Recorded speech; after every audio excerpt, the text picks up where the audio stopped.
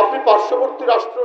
শুক্রবার রাজশাহীর ভুবনমোহন পার্কে ছাত্র জনতার অভ্যুত্থান ও শেখ হাসিনা সরকারের আমলে রাজশাহী ও চাঁপাইনবাবগঞ্জের শহীদ ও আহত পরিবারের সদস্যদের সঙ্গে সাক্ষাৎ করেন বিএনপির সিনিয়র যুগ্ম মহাসচিব রুহুল কবির রিজভী। এ সময় রিজভী বলেন, অন্তর্বর্তী সরকার সঠিকভাবে কাজ করলে ডিসেম্বর নয় জুন জুলাইয়ের মধ্যে নির্বাচন সম্ভব। গড়িমসি করলে এই সরকারের প্রতি আস্থা হারাবে জনগণ বলেও সতর্ক করেন তিনি। এত গড়িমসি কেন এটা কঠিন হবে? নির্বাচন কমিশন যদি সঠিকভাবে কাজ করে তাহলে ডিসেম্বরের মধ্যে, ডিসেম্বর কারণ আপনার জুনের মধ্যে নির্বাচন করা সম্ভব, জুলাইয়ের মধ্যে নির্বাচন করা সম্ভব। কারণ এদেশের জনগণ আজকে 1.5 যুগ ধরে নির্বাচন ভোট দিতে পারে না।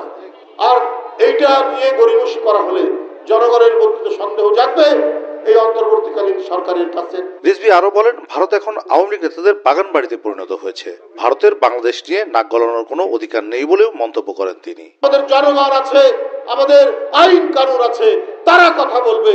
আমরা আমাদের পররাষ্ট্রনীতি কি হবে, আমাদের নানা বিষয় নিয়ে কথা বলতে পারে। আপনারা কারা যে বাংলাদেশ নিয়ে অন্য দেশের সাথে আপনারা আলোচনা করবেন? যারা লুটেরা, যারা খুনি, যারা আপনারকে হত্যা করে তাদেরকে আপনারা আশ্রয় দেন।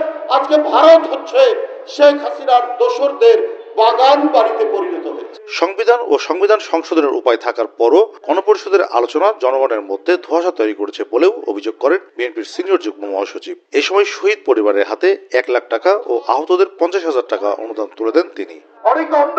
নজরুল হুদা আবার সামনে উপস্থিত রয়েছেন রাজশাহী মহানগরের সমস্ত দক্ষ সংগঠক, যুগ্ম আহ্বায়ক বৃন্দ, জেলার সকল নেতৃবৃন্দ, যুবদল, ছাত্রদল, স্বেচ্ছাসেবক দল, মহিলা দলের সহ সকল অঙ্গ সংগঠন এবং রাজশাহীর সংগ্রামী জনতা ভাই ও বোনেরা, এটা আসলে আমরা যেমন প্রথাগত রাজনৈতিক সভা সমাবেশ করি সেটা তা নয়। এটা এখানে মিথুন বলেছে আমরা বিএনপি পরিবারের, বিএনপির মধ্যে থেকে একটি সংগঠন আমাদের প্রিয় নেতা যারা তারেক রহমান গঠন করেছেন শুধুমাত্র মানব কল্যাণের কাজে, মানবিক কাজে।